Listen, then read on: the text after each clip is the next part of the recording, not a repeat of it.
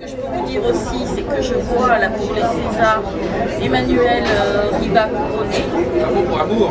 Voilà, pour amour.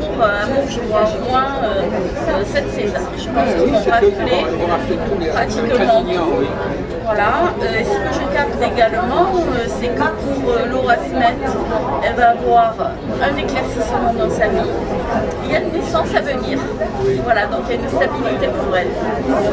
Au niveau des prédictions, c'est ce que j'ai capté en règle générale. Mais alors, comment on va comprendre un peu mieux comment vous travaillez? Comment ça se présente? Alors, je vais vous expliquer. Bon, je suis un médium qui est à la fois auditif, sensitif et visuel. En principe, on n'a qu'une faculté sur les trois. J'ai les trois en même temps. C'est-à-dire que j'entends, j'ai des flashs, et je ressens aussi des odeurs. Si j'ai une odeur de rose qui va passer, ça va signifier l'amour. Si j'ai une odeur nauséabonde, ça va signifier la maladie ou un danger pour la santé de la personne. Voilà. C'est les odeurs qui fonctionnent, les odeurs, les flashs, parce que j'ai des visions, et également j'entends. Voilà, j'ai les trois facultés. Alors en principe, on n'a qu'une faculté sur les trois. Oui, de cette qualité. Voilà, moi je suis médium depuis ma naissance et ça s'est vraiment révélé vers l'âge de 6 ans. J'ai commencé à avoir des flashs. Alors vous parlez aussi d'amour, vous parlez d'astrologie. C'est là que vous y connaissez ou vous avez un message? Alors, je m'y connais un petit peu, mais en même temps, disons que mon guide me peaufine, si vous voulez, les messages en ce qui concerne le plan planétaire de ce qui peut se passer. C'est-à-dire que malheureusement, ce que je cache également, c'est que dans les 6 mois à venir, peut-être même mois de juin, il risque d'y avoir un séisme au Japon. Oui. Ça serait pas surprenant. Les mouvements de masse également, parce que les gens descendent dans la rue par rapport à certaines fermetures encore de grosses sociétés. Mais par contre, l'immobilier va redémarrer parce que justement, les crédits vont être beaucoup plus abordables pour les gens et ils vont pouvoir, je dirais, investir. Alors il y a un côté qui m'intéresse, je ne sais pas, vous n'êtes pas mal informé. Est-ce que vous êtes médium? Oui. Alors, parce que moi je suis assez spécialisé dans les médiums, je ne suis pas médium, mais j'ai beaucoup d'émissions avec des médiums, notamment Geneviève qui est dans le 15e, et je fais grâce à certains médiums, je communique avec des personnages des décédés, mais pas forcément des décédés que j'ai connus, non, mais des décédés qui appartiennent à des siècles passés. Tout à fait. Alors ce que j'en fais également, il m'est arrivé de faire de la psychométrie en direct dans des restaurants et à trouver à travers une enveloppe fermée le nom de la personne qui était à l'intérieur. Alors ça pouvait être un personnage du siècle passé, par exemple comme Louis XVI. Donc les personnes s'étaient d'accord pour choisir un nom. Je sortais et à travers l'enveloppe fermée, j'essayais de trouver le nom. Et bien souvent, j'avais une satisfaction. Il m'arrive aussi, la psychométrie j'en fais, de faire la voyance sur les objets, sur les photos également de personnes qui sont vivantes et décédées. Et à ce moment-là, si vous voulez, je réponds à certains flashs, à certaines visions. Par exemple, par rapport à vous, je capte Serge. Je ne sais pas qui est Serge autour de vous. C'est une personne décédée. Vous avez mais j'ai ce prénom. Voilà. Et ce que je vois aussi, c'est que vous allez déménager personnellement. Vous avez eu aussi 3 ans relativement difficiles, avec des hauts et des bas. Vous avez un problème aussi au niveau des cheveux. J'ai un problème au niveau de la jambe droite. Voilà. Mais tout ça, ça va rentrer dans l'ordre. Vous avez une petite déviation au niveau de la colonne vertébrale du nerf sciatique, qui influerait justement dans cette chute. Oui, parce que j'ai fait des chutes. À répétition. Oui, parce que je m'occupe d'une librairie, entre autres, et parfois je me casse la figure. Mais peut-être quel signe Sagittaire. Ça peut être bon. Vous avez Jupiter qui va être confronté à Uranus. Vous allez avoir un envol. Je veux dire un envol professionnel. Il faut saisir, oui, mais il faut saisir quand même votre choix. Parce que là, ça va être très très bon. Il y a une ouverture entre le printemps et l'été. Parce que là, vous m'annoncez des changements. Vous savez que moi, ma vie, finalement,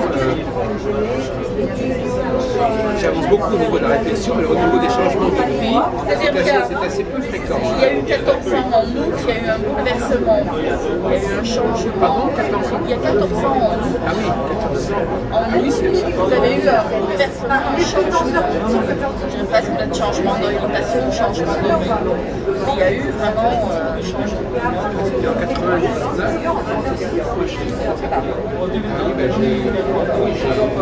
J'ai séparé de la femme. Voilà, il y a eu quand même beaucoup de bouleversements, mais vous allez aller vers un renouveau. Écoutez, je n'en ai pas le temps, parce que généralement les gens que j'interviewe ne racontent pas des choses sur mon sujet. Ce sont peut-être des messages qu'il fallait que je vous passe. Oui, mais c'est vrai. Comme je vous disais, moi je travaille un peu différemment. Moi carrément, je communique avec les personnages. Je serai la lune, comme ça. Alors carrément, je demande à la voyante de me mettre en contact, je discute sur certains points avec... Tout à fait. Mais là, moi, à ce niveau, il me faut plutôt une photo à ce moment-là du personnage pour me passer des questions et je réponds. Enfin, si mon guide veut bien répondre, c'est pas moi qui maîtrise ma voyance, mais c'est mon guide spirituel. Voilà, c'est-à-dire que si on vient vers moi pour me tester, c'est évident que mon guide ne me dira rien. Voilà. Et si je dois passer des messages pour envoyer la personne, on va alors dites-nous un peu comme ça, comment ça déroule la relation avec Shahida? Alors comment se déroulent les règles générales? Bon, moi j'exerce sur Nice, donc on peut me consulter par téléphone et sur place. Donc par téléphone, il suffit d'avoir une carte bleue, d'avoir une boîte email pour que je puisse donner le numéro de la transaction de l'accord. Donc je fais aussi bien le domaine que la consultation complète. Voilà. Je ne fais pas de consultation par correspondance. La consultation elle-même, elle consiste en quoi? Alors la consultation en elle-même, disons que la personne vient, je regarde sur son passé, sur son présent, sur son futur. Si elle a des questions à me poser, elle me les pose. Je peux travailler aussi sur photo, voilà, sur des écrits. En fin de compte, ça coule comme ça. Il y a pas de... Oui, c'est... Voilà, c'est-à-dire que si je dois passer des messages, je les passe. À la limite, vous n'avez pas besoin de support. Non, je n'ai pas besoin de support. Je les écris, les tarots, parce que le salon dure quand même de 10h du matin à 10h du soir. Oui, ça vous permet de poser un petit peu. Et puis aussi, quand on a que des questions bien précises, je fais comme ça, avec le tarot de Marseille, avec la majeure, et à ce moment-là, je vois directement qu'est-ce qu'il en fait. Alors justement, votre guide, c'est quelqu'un d'assez puissant, c'est pas mal de choses. Alors je pense, tout à l'heure justement, je discutais avec une penseur qui était à proximité de mon stand, qui me disait qu'elle voyait mon guide et qu'il avait 25 ans, que c'était un homme très puissant, très souriant, mais qui ne faisait pas partie de ma famille. Et je dirais que là, m'a-t-il choisi pour me protéger, pour me passer les messages. C'est pas quelqu'un que je ne connais. Voilà, c'est ça. Non, mais c'est vrai que moi je pense qu'effectivement, de l'autre côté, on choisit des personnes qui sont fiables, qui peuvent remplir des missions. Il existe d'autres planètes, il n'y a pas que la nôtre. Donc moi je crois à la réincarnation, bon, ça ne concerne que moi, mais je pense qu'on ne peut pas être parfait comme il le se dit. Mais cela dit, est-ce que vous avez une idée à comment les choses se passent de l'autre côté? Est-ce qu'ils ont la vérité ou est-ce que chacun a sa vérité? La vérité, ce serait un bien grand mot. Je pense que personne ne la détient hormis Dieu. Qu'est-ce qui peut se passer de l'autre côté? Il m'est arrivé quand j'ai opéré de passer très près de ce qu'on appelle le passage du tunnel, parce que j'ai vu une lumière blanche, mais je suis revenue parce que ce n'était pas mon heure. Donc je n'ai pas vu, si vous voulez... Vous n'avez pas été très loin. Voilà. parce que ce n'était pas mon moment. Et puis si vous y étiez passé, vous ne seriez pas là pour Voilà, je ne serais pas là pour vous le raconter. Mais même les gens qui même été décédés ne nous racontent pas forcément. Non, mais ils peuvent, par exemple, tout à l'heure, j'ai une personne que j'ai eue en contact, je lui ai parlé d'un médaillon que sa mère lui disait de porter. Et en effet, sa mère lui avait bien offert ce médaillon. C'est pas une vérité majeure. Ça. Non, mais disons que ce sont des éléments, des détails qui me montrent que je suis bien en communication avec la personne. Voilà. Mais l'astrologie, parce que moi, je ne peux pas rien vous cacher, moi je travaille dans l'astrologie. L'astrologie est une science très précise et très exacte. Entre eux, il y a des écoles, et donc on devrait savoir, moi je voudrais savoir si je suis sur la bonne voie. C'est une sorte de recherche d'astrologie.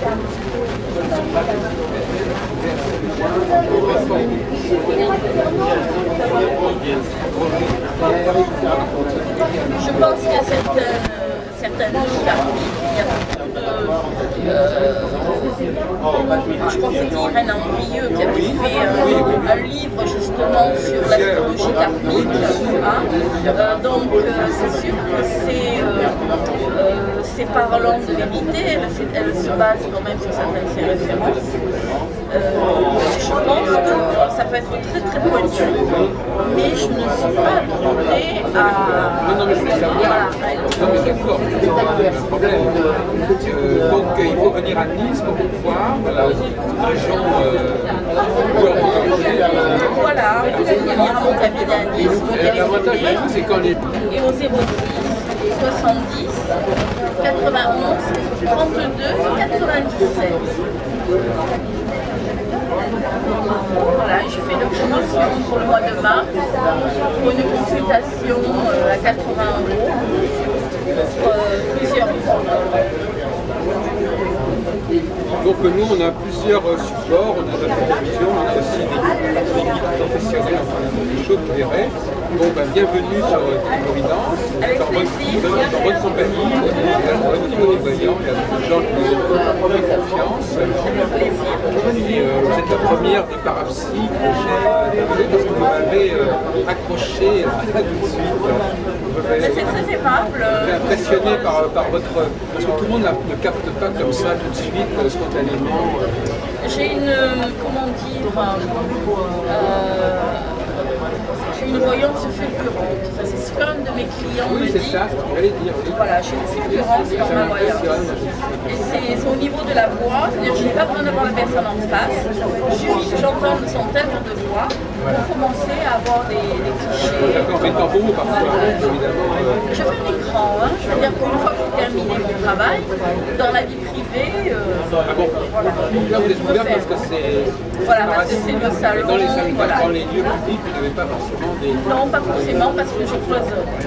Et parfois, parfois il vous arrive de croiser quelqu'un et d'avoir envie de dire quelque chose. Ah non, je ne me permettrai pas parce que c'est quand même l'intimité de la personne. Oui, non, je ne sais pas. Hormis le fait, c'est lui que je sais quelque chose d'important à lui dire, je lui dis si je puis me permettre, est-ce que je peux vous dire, voilà, je suis médium, je suis un ressenti. Parce que bien souvent les personnes, la voyance directe, ça leur fait peur. Donc il faut aussi respecter une part de leur intimité, on ne s'en fait pas agresser non plus. Moi, j'ai une sympathie pour la voyance directe, parce que dès qu'il y a un support, je me dis, ça ne me plaît pas beaucoup les supports, parce que je considère que souvent, c'est On peut apprendre. Oui, ce ne sont pas les gens les plus doués qui utilisent les supports. Hein. C'est pareil en musique aussi, c'est une sorte de béquille, ça aide et finalement, moi j'ai beaucoup plus de confiance paradoxalement. Ou alors il faut vraiment que les gens maîtrisent totalement leur domaine, autrement je préfère effectivement Bien sûr, bien sûr. Mais il y a des personnes qui, si vous voulez, comment dire, les cartes, ça les rassure. Oui, Donc, ça. voilà. Donc, je les garde quand même pour pas qu'on me les demande. Ou alors vous pouvez faire semblant d'utiliser les cartes dans l'idée que vous avez une voyance directe. Non, je ne veux pas faire semblant parce que je suis quelqu'un. Les cartes, quand même, ça sert à quelque chose. Vous pouvez travailler avec les cartes.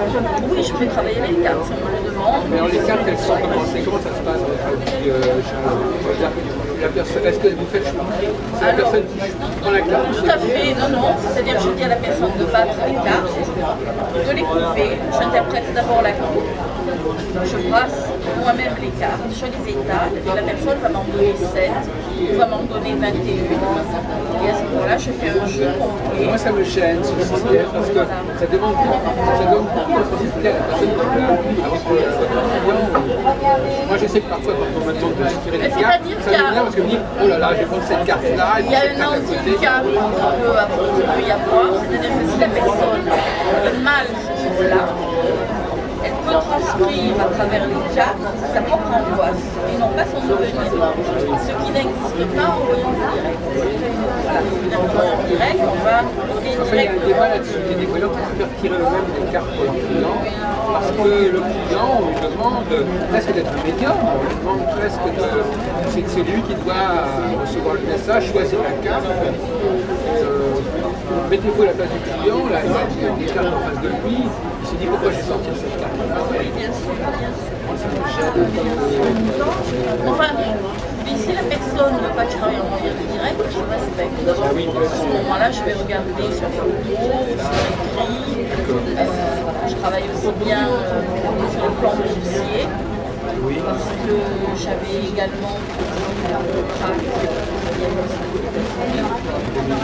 voilà, et je pense également, là il va y avoir je pense, 3 ministres qui vont être remerciés, qui ne vont pas rester au gouvernement.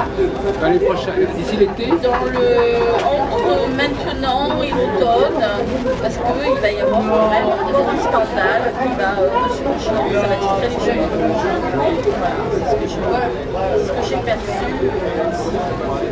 Il y a des périodes où moi je ne peux pas parler de recherche, mais il y a des périodes où il y a faire des escapes par exemple, qui sortent du parc, il y a des gens qui sortent un petit peu de leur compte. Tout à fait. C'est-à-dire que le monde flambe un peu partout.